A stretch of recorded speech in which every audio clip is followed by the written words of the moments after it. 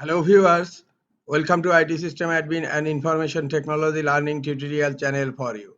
Today in this tutorial I am going to show you how to turn off automatic update maps on Windows 10 computer. Sometimes it becomes very important for you, so don't forget to watch full video. To turn off automatic updates map in Windows 10 computer, click on Start menu. Now click on Settings.